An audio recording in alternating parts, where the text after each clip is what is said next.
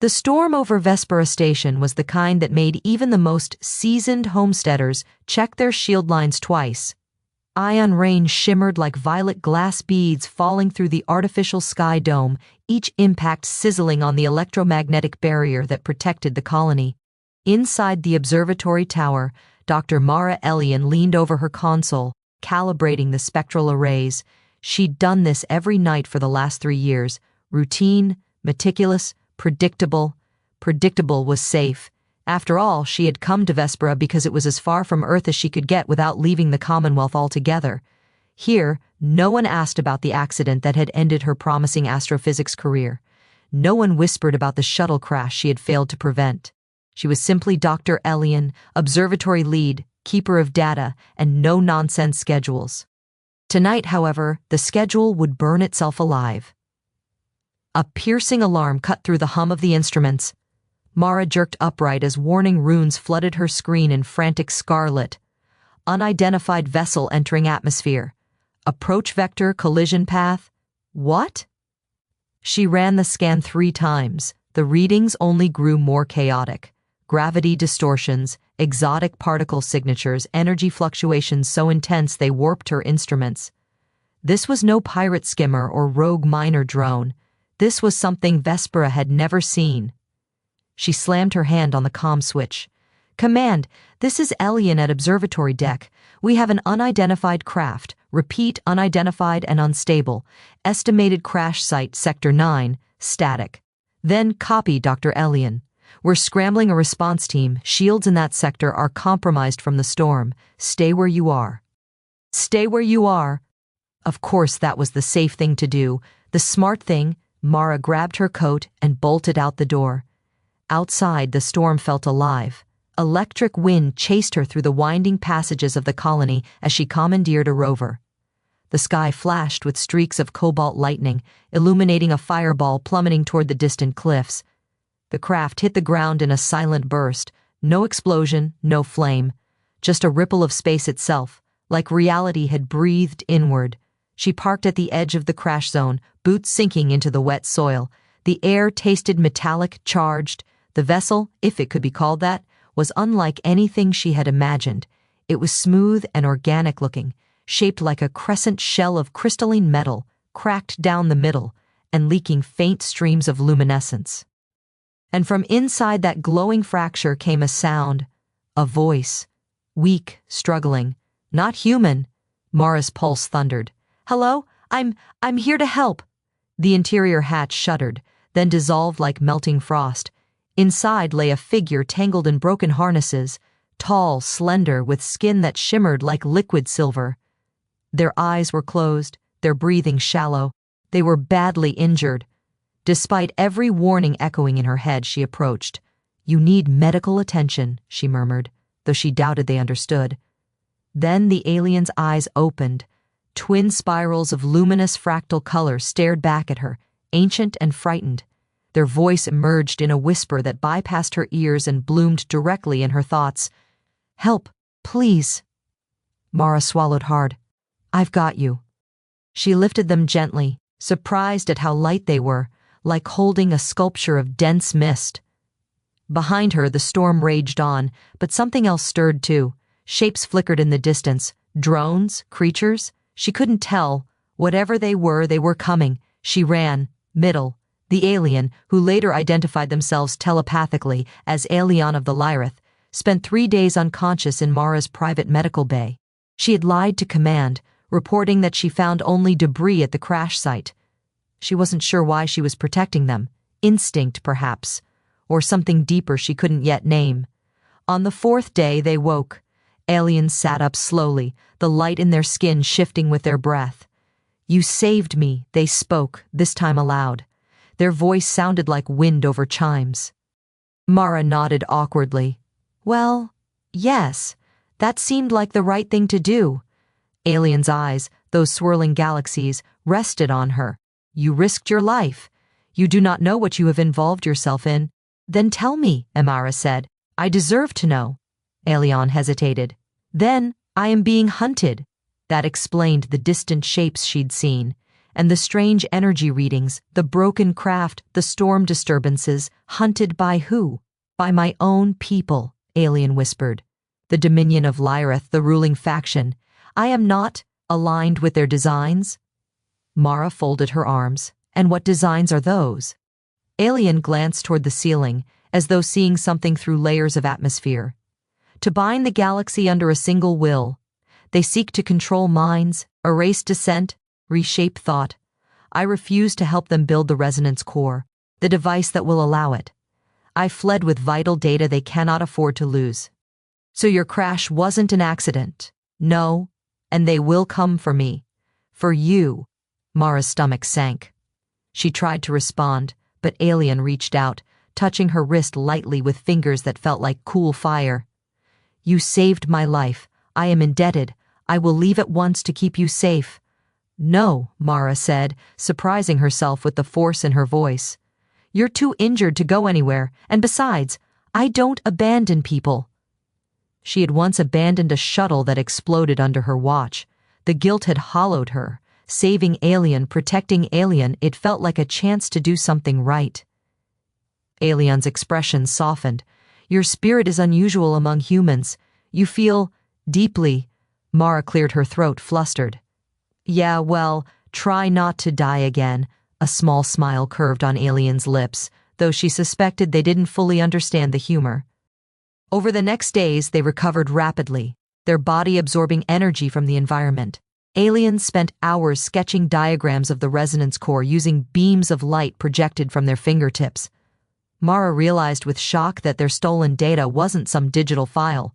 It was literally encoded within their own neural patterns. If the Dominion captured them, everything would be lost. You must help me destroy the core, Aelion said one evening. Only then will the galaxy be safe. Mara stared at the glowing schematics hovering above her desk. How?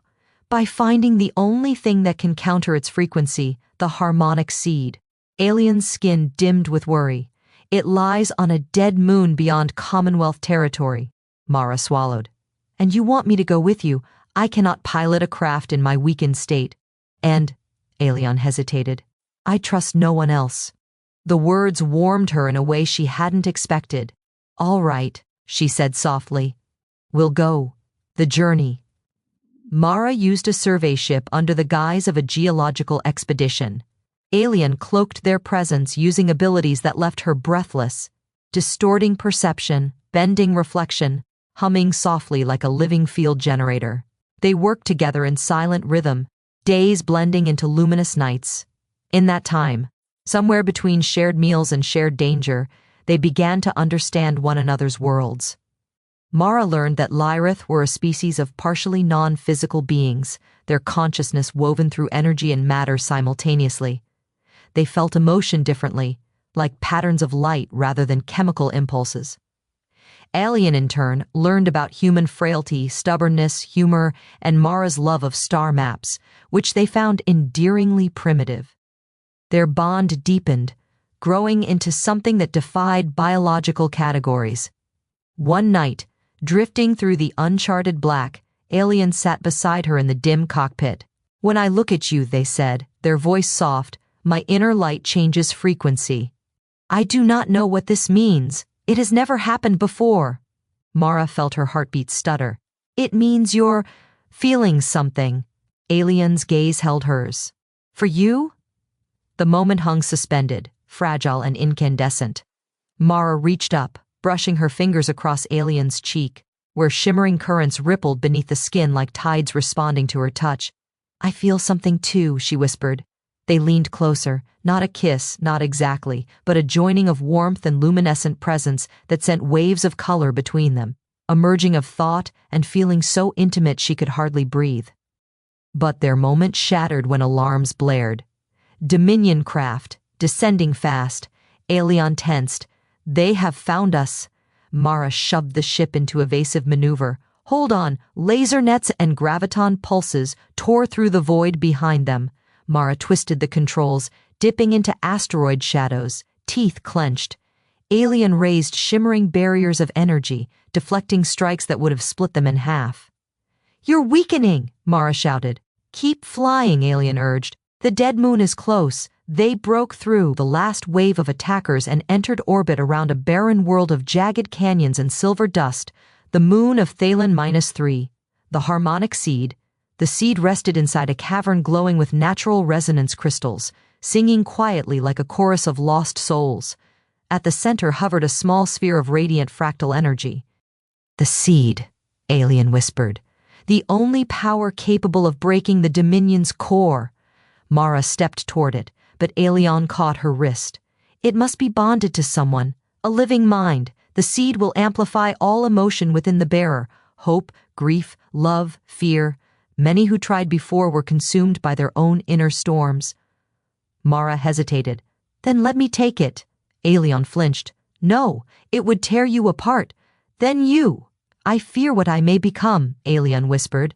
"I feel too strongly now. Since meeting you, my inner patterns are unpredictable." Mara touched their cheek gently.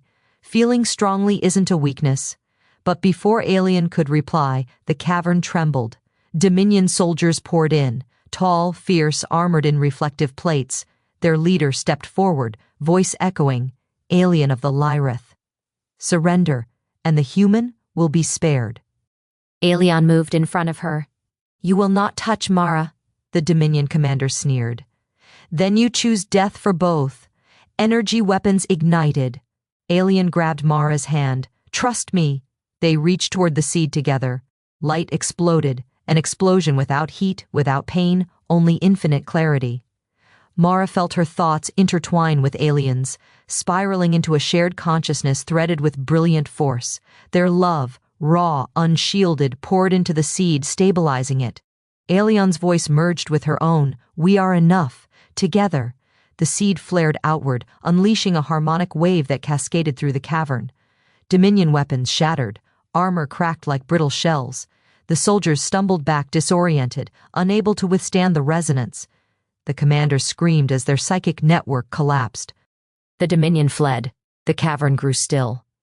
Aelion, glowing with the seed's power, turned toward Mara.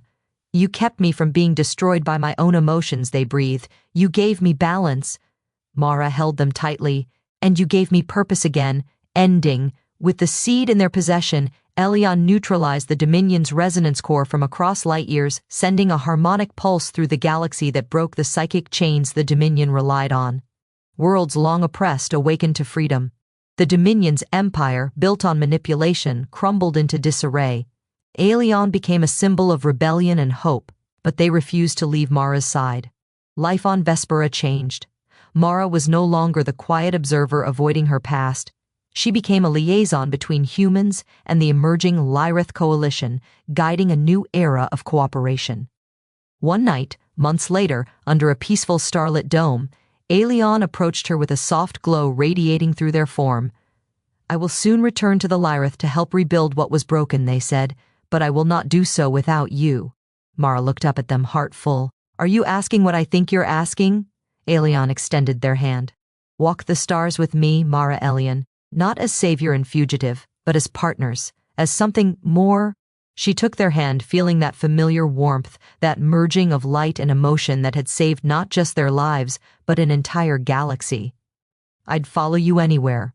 Together, they stepped into the future, a human and a being of living light, bound not by duty but by a love powerful enough to change the shape of civilizations. And somewhere in the vastness of space, the galaxy breathed easier, forever altered by the night one woman saved an Aelion, and discovered a destiny written in starlight.